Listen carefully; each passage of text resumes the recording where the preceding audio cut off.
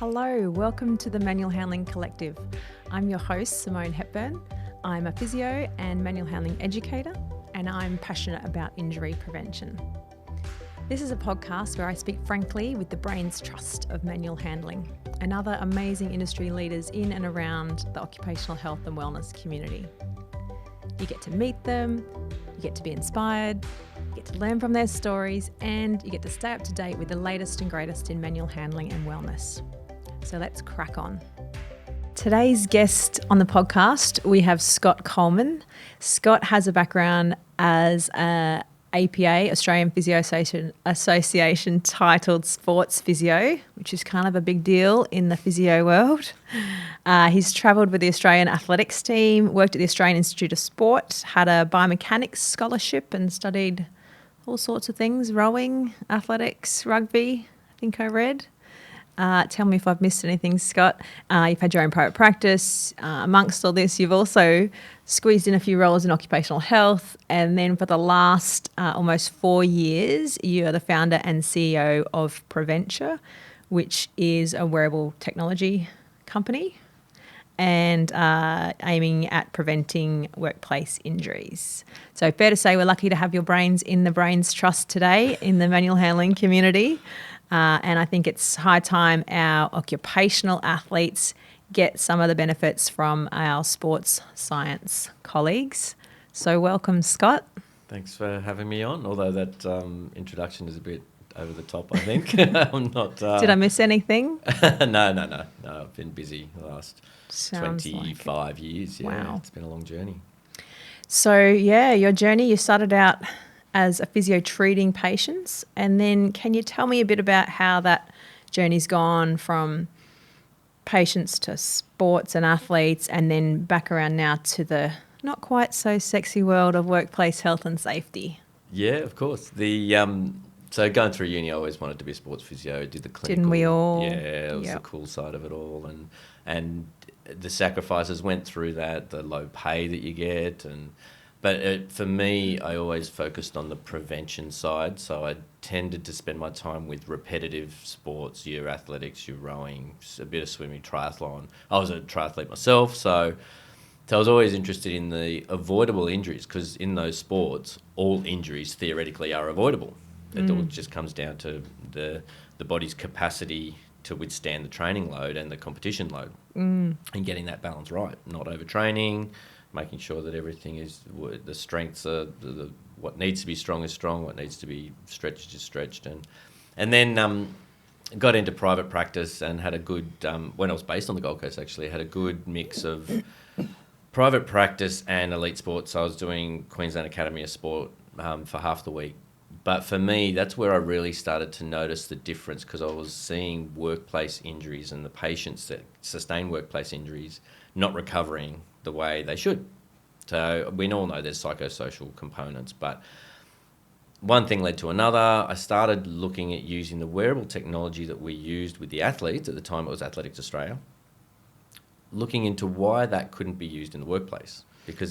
And what was the early technology that the athletes were using that you... It's all basic. It's accelerometers, which measure point-to-point acceleration, gyroscopes, which measure rotational acceleration, and then there were other sensors that measured orientation, so magnetometer, which basically tells you where north is, and that's pretty much it. It's not really complicated technology from a sensor perspective, but it's how the data's used. That's where all of the science. We're looking research. at Excel spreadsheets with hundreds of thousands of rows and columns. So as boring as that sounds, I love that, because if you can use that data to identify a risk for an athlete, and then you can then go back to the coach and the athlete and address that risk, straight away you've hopefully prevented an injury at an elite athlete level.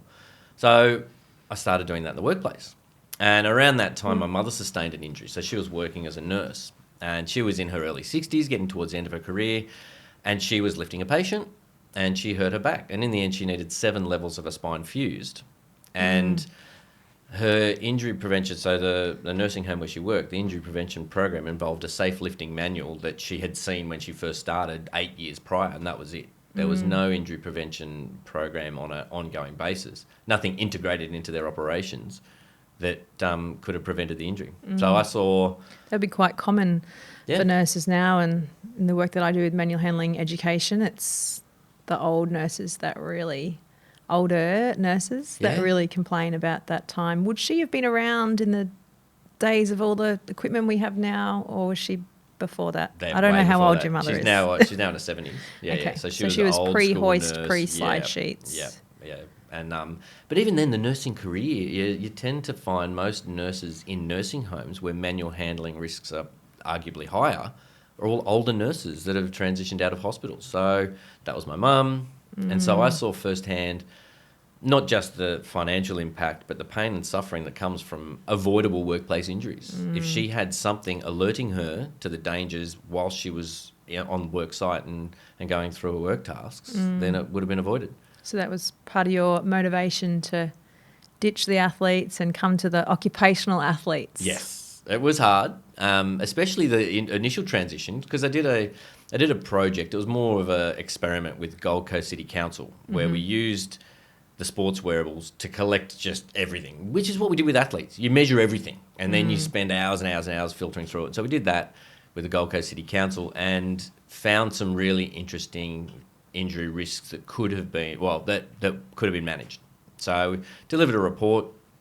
Aon, the global insurance broker, saw the report and said, hang on, this is the future. We've got a problem with Linfox in Melbourne. So went down to Linfox in Melbourne, did something similar. Every project we did became more refined because I learnt pretty early on the level of information needed to protect an athlete from injury is not as detailed. You don't need it as detailed and as complex as on the workplace. So with each project, it evolved, and off the back of the Linfox project, Aon offered me a spot in-house, which gave me 2 years of...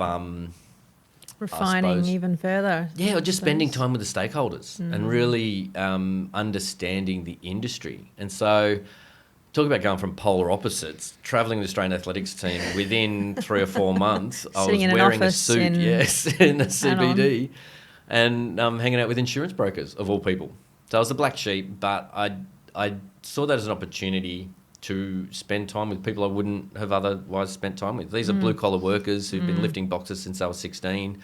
So when you're spending all day walking around behind them with a laptop collecting data from sensors that are on them, you chat. You learn about their challenges in their lives. Yeah, and what matters to them, how they feel the current injury prevention programs aren't effective, but what they think could be beneficial. Help them. And then you add on my stories about sports. Blue-collar workers, we know they love sports, they love their family and friends, and they love beer. So we focus on the sport, the family and friends. We can't give away free beer with our sensors, beer into they all love beer. It's just the way it is. Yeah. So you mentioned that athletes get, monitored and tested to the 100th degree. Can you tell us a little bit about that and what parts of that you think are useful for the occupational athlete? Yeah, it's funny. I've discussed this and I've presented this concept at a lot of conferences because a lot of people are saying it's totally different. Athletes have motivational issues. They have all these other components that the workplace athlete or the blue-collar worker doesn't have. And that's how, over the years, we've worked out what is necessary and what isn't necessary. So I'm interested in that. In a sports team, so going back 20 years, a rugby league team would have a training program. Every athlete would do the same thing. Now, it's evolved to the point where every player on a team, on an AFL team, rugby league team, has their own training program. So they would all, there'd be team sessions. So they'd be doing team sessions together, but in the gym, most of them would have their tailored strength training program, or on the field, they'd have their specific speed program. And a lot of that, the program is based off the data collected. So for sprints, for example, if it's a speed session for the backs in a rugby league team, every athlete would have certain thresholds. So they'd be doing the repetitions. As soon as the acceleration or as soon as the speed dropped below a threshold, they know, all right, they've hit a level of fatigue that has now increased their risk of hamstring tears. So they stop. So good. Yeah. The same thing in the gym. Their strength program is customised to the data that has been collected throughout the off-season, throughout the previous season. So every player has this database of benchmarks, Wow. and that's how So it's... they're wearing wearable sensors during training? Yep, every session. And games, so training and so, games yeah. and that sort of thing. And again, that's where we started with the workplace. We thought, all right, we want workers to wear sensors all the time. We collect all of the data. We establish benchmarks for those workers, and we do the same thing. You could judge when they're fatiguing and they could take a break. Yeah, exactly. If they're overworked, if they've had a busy day compared to a not busy day, and also collecting data from all the individuals.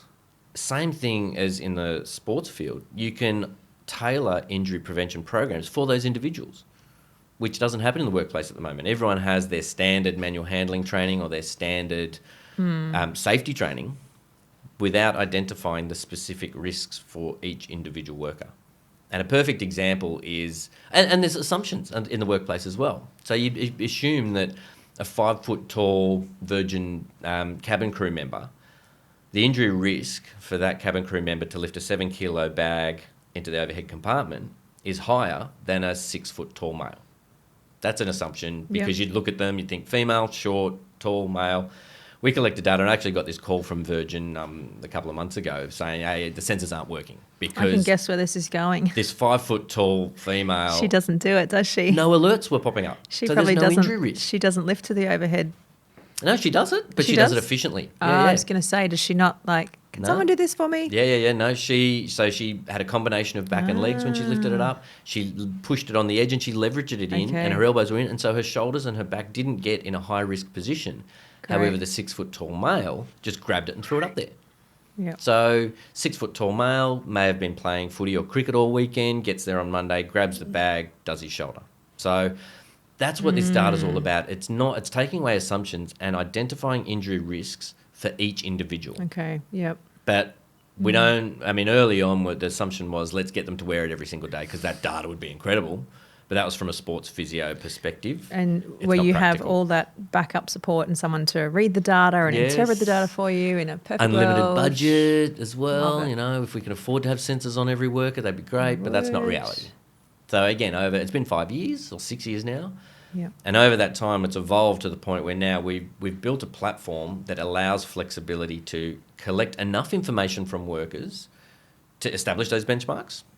So they do their manual handling training. They wear the sensors for, we recommend, 5 days in a row. Mm-hmm. Then off the back of that, you can then identify which of the workers need more effort, which of the workers don't need more effort. And then you do it again the next year and then the next year. And so for the workers who don't need a lot of training, the younger, the fitter, the ones that move smooth, there's no point in spending more money and wasting more resources on them because they don't need it. You check them next year, and then when they get older, yes, then they will, theoretically, their injury risk will increase. So then the data allows you to put your resources and your time and your effort into the workers that need it the most. And I know I had the opportunity to test your sensors out.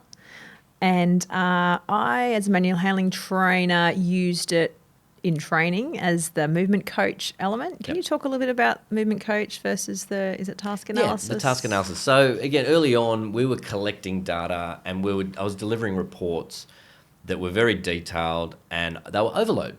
And so I took a step back and thought, what are the main problems we're trying to solve? And they were, first of all, workers wanted feedback when they were in a high risk. They didn't want to report at the end of the day saying, 5 hours ago, you did these tasks that were a high risk of injury. They wanted an alert at the time so they can stop doing what they're doing and change their movements. So that was the first thing. It was the workers' need for feedback at the right time. Yep. The second thing was a tool had to be built for safety professionals to assess tasks in a quick and accurate way. So that was the other feature we built. Our product's only got 2 features. It's got the movement coach, where the workers wear it all day, they get feedback throughout the day. And then there's a task analysis where a safety professional puts sensors on a worker. So it integrates in with operations. You're on site, you go up to a worker, pop the sensors on, and then through your smartphone, you collect the data and video all in one go. Yep.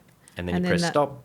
That and there's a uploads task. to your laptop and your dashboard, Yep. and you can collect it there as well. Yeah. And even now that's being refined to the point where you can compare multiple tasks in one go. You can establish a benchmark so you can see the video and the data for one worker, compare it to the someone benchmark. else. I had a look at that. So for That pre-employment, it's perfect. For workers returning to full duties, it's perfect because you establish the benchmark, which is the optimal way or the safest way. Everybody. So you take an average? No. You find out you can take an average, but we've found you find your pin-up worker, the one that's doing exactly what they should be doing. There's your benchmark. Okay. And generally, it's not an average, it's the lowest. Because if you've got 5, one's got 5 high-risk movements and the other one's got 3 or 4, you want the one with 0 or 1. Yeah. So you want the optimal, and that's the benchmark, and then you can compare against that. We might get to have a little look at that. Did you bring them along today? Yes, I've got them right here. Of course you did. Yes, we'll pop I take those them on. everywhere with me. Haynes Medical Australia are innately curious, solution-focused and always keen to share expert insights on keeping staff and patients safe. That's why today's Manual Handling Collective podcast is proudly brought to you by Haynes Medical Australia. So if you are not seeing the video, you're just listening to the audio now, can you describe, Scott's got the sensors in his hand, can you describe what they are? Yep, so we're going back to the sports data analysis where we had sensors everywhere. So you're measuring a lot of data. I started with that, and then over the years I realised that we were collecting data from sensors that was interesting but not crucial.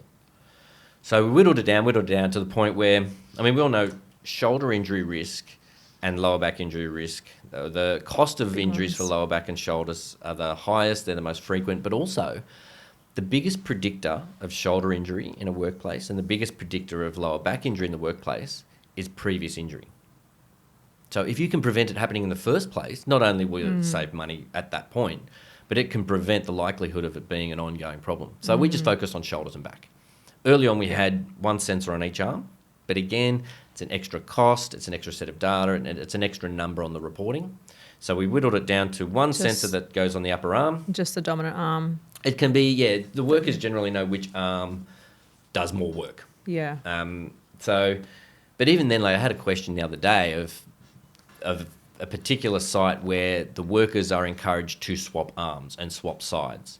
So they said, does that mean we swap the sensor at that time? It's like, no, because if you want to measure giving that the arm recovery a break. time, yeah. So if you are giving that arm a break, you want to measure that so you can see what's happened throughout the day. You don't want to get total of one arm and total of the other arm because that's going to give a false reading. Yeah. So first one, again, the positioning it, we just found elastic strap did the trick. So position that on the upper arm. The other one, again, we looked at when you're collecting data, you want to make sure that it's from a valid and reliable position. So a lot of other wearables that have evolved in the health and safety market have created new positions. One's clipped on the belt, there's one that's clipped on the collar, and they have to go and validate those positions. Whereas we went off the second most validated wearable position, which is around T3, T4. So it's in that upper back position between your shoulder blades. And that's where every professional athlete in pretty much every sport you can think of has a sensor. I did that for 15 years. I collected data from that. So first of all, I knew the position was validated because research had validated it over 10, 15 years. But also I knew how to use that raw data. So I didn't have to start from scratch. I knew how to calculate steps out of that data, high impact movements, as well as the obvious trunk position and trunk injury risk. So it's simple. We've got the two simple sensors, one that goes around the arm and the other one that just clips over the collar and sits in that upper back position. And they're small and they're light and they're not intrusive. What do they weigh? I'm looking at them. They're that's a good question. 100 grams or something? They're not really... Yeah, no, they're not. Yeah. They're not. You don't feel them when you're on, do you? No. And again, they're basic. I mean, we've had workers, unfortunately, go home with them on because they forget that they're on. So, nice. But we've kept it basic because if you invest heavily in fancy-looking, complex sensors, the cost goes up and it becomes cost prohibitive for a lot of safety budgets. To my next question. Yeah. You're doing a nice segue for me. The other wearables, what other stuff is out there? Because I saw something the other day on the Work Health and Safety Queensland conference coming up, the MSD, Musculoskeletal Disorders Symposium, and they were promoting the exoskeleton. Come and check out the exoskeleton. Yeah. What is that? And there's a couple of them around. What else is around? So as technology is improving, there are more, and as universities are doing more research and trialing new things, there are more and more manual handling aids evolving, and the exoskeleton's probably at the more extreme end, where it is basically... Do I need an exoskeleton? I'm just wondering. Maybe. Yeah. I mean, there is an example where it's being used really effectively, and that is at the Alfred Hospital in Melbourne, where they use it in theatres to hold limbs. So previously you've got your theatre hands who are holding a 30, maybe 40 kilo leg for hip surgery, and they've got to hold that steady for hours. I've seen that in hospitals. Yeah. And we collected data. There's only so much you can do with your posture to kind of lean against that, and you can swap workers, rotate staff, but it's still high risk, isn't it? Yeah, if you're holding, if you try to do a half squat and hold that for as long as you can, the pain and the muscles start quivering, and you can't. Muscles fatigue. But this is what these workers are doing. They're holding these heavy limbs in position. So the exoskeleton in that environment, so it's strapped to their back, it's strapped to their arms, and it assists. It helps hold their arms up. And so they can hold it for hours. It gives you a bit of rigidity in your limbs, so you're a bit stiffer and solid. And I don't know the exact physics behind it, but there is... they call them power cells that actually help lift your arms up. So they assist the muscles. Yeah. Like a robotic theatre technician. Yeah, like Robocop. Half robot, half man. And that is, so you talk to some people, they'll say that's the future. But again, from a practicality perspective, you've got to fit them, and they aren't one size fits all. So you've got to get you've got different sizes to fit them. If they don't fit properly, then they're probably more prohibitive than assistive. You might have answered my next question as well already. Oh, okay. Leaving me with nothing to ask. I was going to ask you about the future and what's coming for you with Preventure, and what do you think's coming with wearables? Yeah, I think there's scope for some really exciting stuff down the track, but unfortunately, a lot of the things I've seen aren't fitting with the industry and the budgets in the industry. People have a set budget, and it can be the best thing in the world. And we've seen one company in particular that I won't mention, but everyone knows. They've been in the market. They've had wearables in the market for 10 years, and a very, very small percentage of companies can actually afford to use them. Everyone else basically can't afford them. And a big part of my motivation to build what we have now was to build something that was affordable for everyone.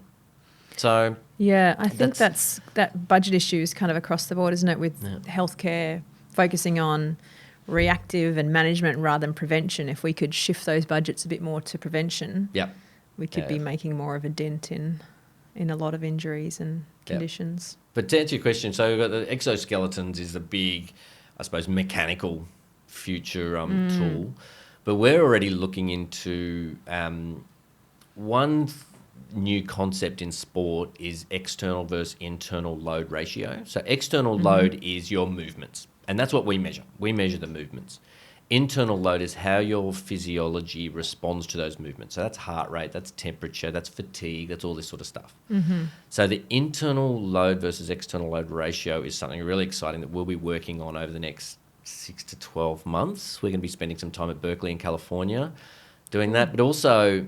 Is that also is that how quickly you recover if your internal systems are operating efficiently? Yeah. You'll flush out the lactic acid and you'll go again. And exactly the same as in sports. You can get everyone in this room to run 5Ks. We would all get different heart rates. There's some pretty fit guys in this room, so they'll probably do pretty quick times.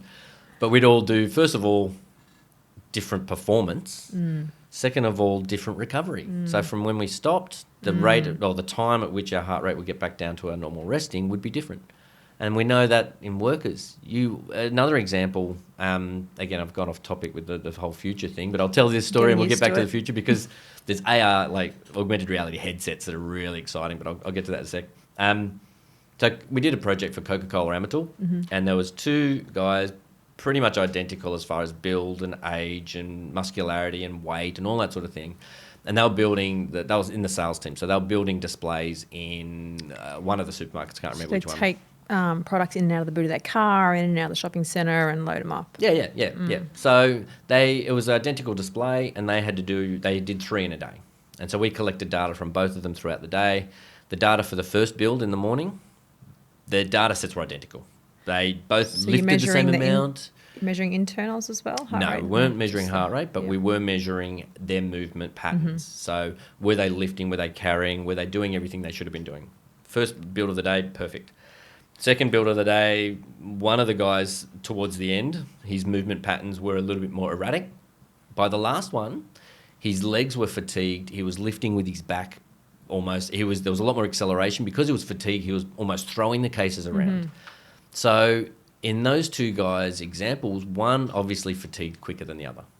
And the only way to measure that was to measure their movements. And the movement quality dropped away with the guy who fatigued quicker. And so that's what we've now integrated into our product. It's that having devices that can measure data over for a long period so that you can actually see fatigue. And if they were wearing our sensors now, that worker would have been getting alerts towards the end of the day, whereas the other worker wouldn't have. So... And I can see, just thinking about that, measuring someone over time, I can see, the other reference point for a lot of work health safety professionals would be to look at the Liberty Mutual sponsored Snook tables, which is the complicated, many pages of data that directs you to a excessive versus a safe forces. Yeah. So newtons of force, and then they get the force gauge out and you measure the push-pull force and you see if it's adequate. But that wouldn't necessarily help us over time, right? And it only goes, I think, for a day or a certain number of repetitions. It wouldn't be a week No, and it's fairly complicated. Yeah. Can I say that? Yeah, and it's necessary. And all of those tools. Lots of research went into it. Yeah. A lot of research quotes things out of the Snook tables. Yep. And they're great. And they are definitely relevant and necessary. How does that force then relate to measuring load? Can you explain that to people who may be used to and familiar with force, how to think about load? Yeah.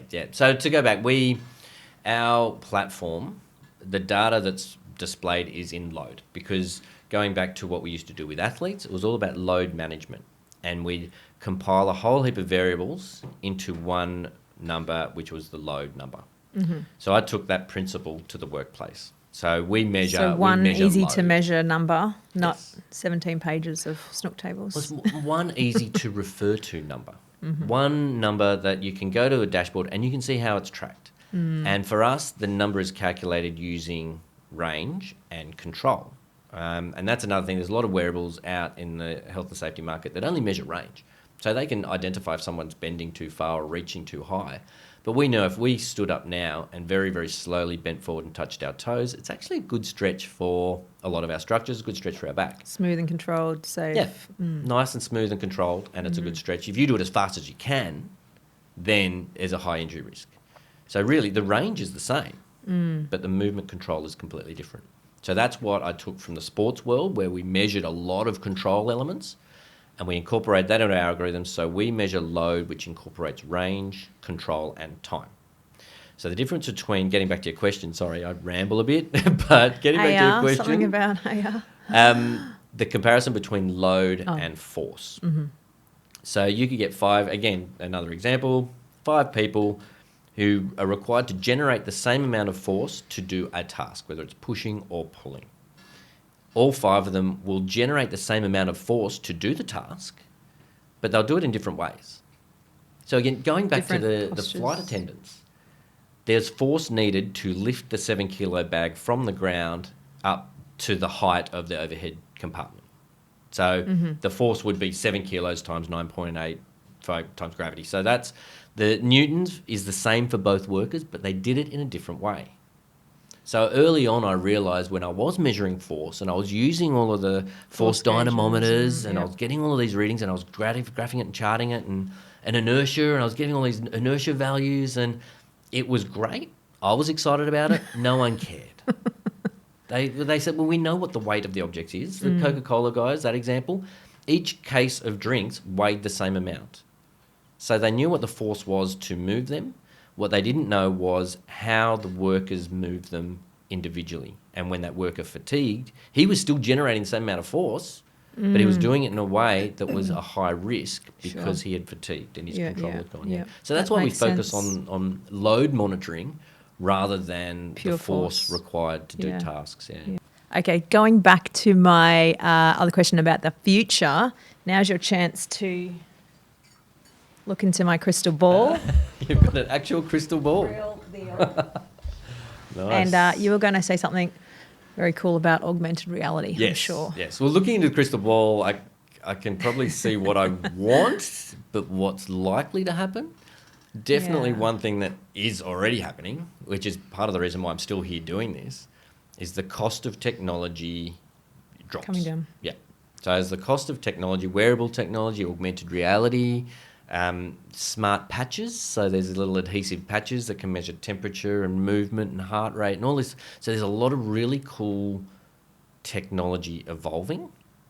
So a big part of the company that I've set up is to pave the way for that technology to get into the workplace, not just to be accepted stuck by in people. And or to make it usable in the workplace, not just to get stuck in the medical profession or stuck in the sports wearables profession. So, And probably yeah. also that attitude that some people I've heard in the workplace, I don't want the boss checking on me. You know, Yeah. that attitude that this is science and it's to help you, yeah, trying to make it more commonplace that and it's for a good cause. early on, again, when I was at Aon and spending time with these workers, I'd find that I'd want heart rate. I'd want to measure heart rate throughout the day. No, you're not measuring, because then my boss will see how hard I'm working, and that's not all right. And GPS tracking as well. They don't want to be tracked around the site. So those were the two things early on I picked up. But going back to augmented reality headsets, there's now a pair. I can't remember the name of the brand, but you can get cycling glasses now that pair with your phone, and it's the same. It's fighter pilot helmet technology where there's a display in the lens, and so you'd be riding along, and a little image will come up showing your speed, showing the angle of the next corner, showing the incline of the next mountain. It would pair with your GPS device on your phone, so your little Google map would pop up, and your heart rate. So it will show if you've set in certain thresholds. So if you're racing, you've got to get up this mountain, but you don't want to get above a certain heart rate, and all these thresholds. It shows it on your visual inside this helmet. So inside Wow. these glasses. So my goal is to trial them in a workplace in the next 12 months, so that we've already, because we built our technology to be based on a smartphone. So same thing, if a worker is wearing a clear pair of these Sunnies, safety glasses, and the smartphone is Sounds very sending the Matrix. data. Yeah, I'm giving You're away getting all my these little- secrets here. What's going on? But that's true. Don't worry, I'm not going to make them. This is no the future. idea. Yeah. But imagine having, nurses in the hospital environment wearing a pair of safety glasses or in theatre, and it was providing them feedback with their injury risk as they're doing the rounds of rolling patients in the ICU So that's looking into the crystal ball. That's what I see into the future. Cool. Your other work in the US, you've been over there a lot. I noticed you changed your LinkedIn profile recently to living in San Francisco. What's going on over there? And can you tell us a bit about that? And is America's approach to injury prevention very different to ours? Yeah, so the first few months I was over there, I was part of a startup accelerator, basically. So I was entering a world that I didn't particularly enjoy, because all of a sudden I wasn't talking to people preventing injuries in a work site. I was talking to very rich Silicon Valley investors, convincing them to back us to take this global and to Whole nother to language help. there. Yeah. And so it was a very hard 3 months being away from the family, but more so sort of being away from the reason why we're doing this in the first place, which is solving injury prevention problems for On the coalface with the workers. the workers. So anyway, we did raise funds, and we got accepted into this program at Berkeley, which is going to help us evolve the program further, but also increase traction in the US. So from this, we did do a trial for Denver City firefighters. So over there, the firefighters are part of the Denver City Council, or the Denver City and County, I think they call it. And so for me, getting that trial across the line was a lot easier than getting trials across the line in Australia. And it's an interesting story because I went in. Why is that? How do they think differently? And this is a case of one. So I don't know whether this is a good example of what I can expect when I go back over there. But I walked into this office and it was something like, it was out of a movie with this overweight 62, 63-year-old guy who had been in the risk management role for the council for 30, 40 years. And he didn't even get up to sort of say hello or greet me. He said, yeah, come in, sit down. And so I start my spiel saying, this is what we do, this is why. And he said, I'm going to stop you there. I saw this at a conference not long ago. I love it. Let's do it. All right. That was it. An hour meeting went for 15 minutes. He wrote the name and the number of the person I had to call and gave that to me. So I called that person, and within weeks we had a trial lined up. And yeah, so it was different. And I think it's different because of it's a big place. There are so many people, and the scale. Are they more tech savvy? They're more embracing technology maybe than we are? I don't know. Maybe they're more open to change. Yeah. I don't know whether it's tech in particular, but they're more open to changing things to find a better solution. And and I've also spoken to a company called Briotics, which are the world's biggest safety service provider. And saying they had already tested all of the other options. And so I met with them, and again, it was a bit of like, well, we've kind of seen it. How are you different? And then within a couple of weeks, they said, this is the best thing we've ever seen. Let's meet. We want to integrate this into everything we've got. And so, things happen at a faster pace there, maybe because they have to, because there's so many people and the consequences of not solving a problem quickly are high. The scale of things. Yeah. But I mean, I'd say the consequences of not solving a problem, they get left behind in the market. The financial consequences are huge, but also, the psychosocial consequences. They understand every single worker that they've got out there, like Denver City firefighters. If they've got firefighters that are all injured, then that's not only going to be all over the media and it's not a good look, but people, the safety of people is and that's I suppose the number one priority. So you're going back to America after this? We caught you on a brief visit to Australia, did we? No, I'm back for a month or so, just trying to sort things out. And I mean, I want to make sure, obviously, we've got a lot of traction in Australia, and it's evolving. So we're not a company that just provides a product and then steps back and moves on to the next client. We're constantly sourcing feedback from our current users to build new features. So one of the reasons why I'm back is now to do workshops with a lot of our users to find out what's next. What else can we use this data for? What's working? What's not working? How can we change it? And one of the big features actually we're looking at integrating is delivering safety training through the app as well. So all of these companies have this, like my mum's nursing home. They had all that safety training content sitting in the manual in the head office. If that was in an app, and if that got drip fed to my mum every 2 weeks, every month in modules, and my mum would read through, flick through, answer some questions. From a compliance perspective, the employer was doing the right thing, but from a worker perspective, easy to access. Yeah, the information would have made a difference, hopefully. So that's another thing. And little things like that we're constantly evolving what we're doing to deliver a better outcome. So you're a busy man. You've got a lot going on. How do you keep yourself up to date? I'm just thinking some of our listeners, health and safety professionals or occupational health professionals. What's your go-to? What's your quick fix for some professional development? Do you have any conferences that are on your hit list this year? Yeah, I'm probably not a good person to talk to. I'm a bit of a nerd. I still love a good journal. I'll get a bunch of journal articles. I'll photocopy them and I'll read them on the plane. But there's a really good new manual handling podcast that's come out, which I'll the definitely Manual Handling tune Collective. into. I'm a podcast nut as well. I love all things podcast, particularly more sports related. And British Journal Sports Medicine podcast is a good one. So podcasts and conferences, of course. I love a good conference. Are you going to the Australian Association of Manual Handling of People, AMHP conference? Well, I've been asked to get in some abstracts and do another workshop like I did last year or the year before. There? Yes. Year before. I think that's too yearly. That's one of my favourite ones. Yeah, that's a good one. I just want to say thank you so much for your time, No flying in worries. briefly to Australia for us. Yeah, no worries. Thanks for asking me. It's an Yeah, honour, and privilege. if people want to hear any more information about Preventure and your products, will you give us some links to put in the show notes? They can find out where to Yeah, contact you and your team. yeah. I mean, there's the website, preventure.live, but otherwise, yeah, it's all there. Very If you good. search it, you'll find it. Thanks for your time, Scott Coleman. No worries, thanks. I hope you found Scott Coleman and our chat about wearable tech interesting. What I loved was his future predictions about how wearable tech is becoming more mainstream and more affordable for more workplace athletes. You have been listening to the Manual Handling Collective podcast. If you're only listening through audio, we've also filmed this episode if you want to see a little extra, like Scott's demonstration.